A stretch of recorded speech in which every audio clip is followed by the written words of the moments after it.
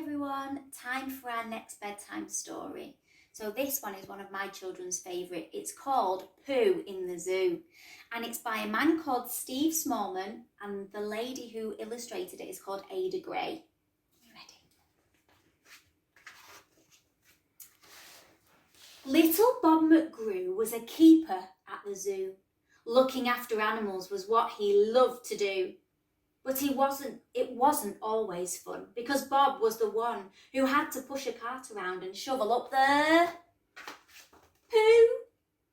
There was Tiger Pooh, Lion Pooh, Prickly Porcupine Pooh, Plummeting Giraffe Pooh that landed with a splat, dollops of Gnu Pooh, Bouncy Kangaroo Pooh, a trail of drippy droppings from a fat wombat,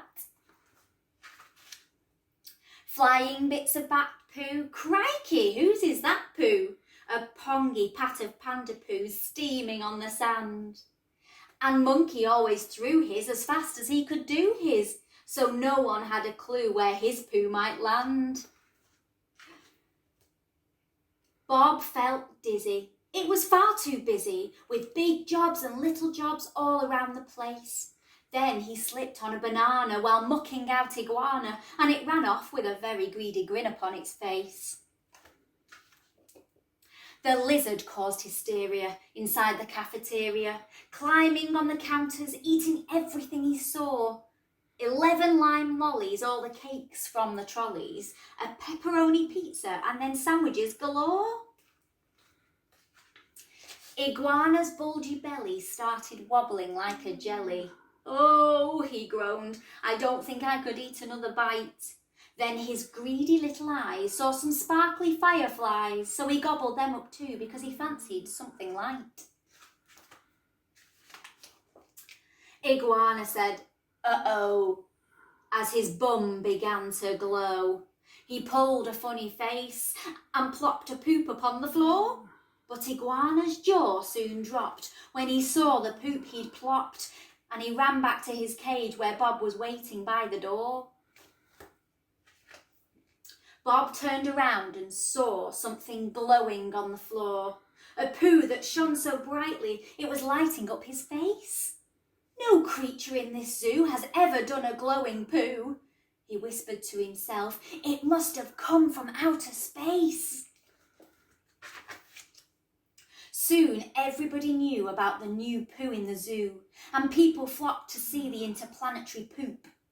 Then a man in a cravat and a sparkly blue top hat said, "Hello there, Mr. Zookeeper. My name is Hector Gloop." "I'm like you," said Hector. "I'm another poo collector. I collect exotic poo-poos. I've got quite a big selection. I want the world to see how amazing poo can be. Please climb aboard my poo museum and I'll show you my collection. I've got a pile of Yeti poo and some that's like spaghetti poo, a smoking pile of dragon poo. That's very hard to find. A mammoth poo in ice. Oh, and this one's very nice. It's a massive pile of poo-poo from a dinosaur's behind. I've got huge poos, tiny poos, crusty poos and shiny poos, every kind of poo-poo you could ever wish to see. Well, I've got some dodo-doo-doo, but not glowing poo like you do. Oh, I've simply got to have it. Will you sell your poo to me?" So Bob sold the poop to a happy Hector Gloop, and he spent all the money on a robot pooper scooper.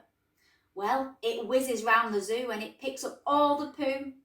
And for Bob and all his animals, life is super duper. So that was Pooh in the Zoo. I hope you enjoyed tonight's story. Night night, everyone.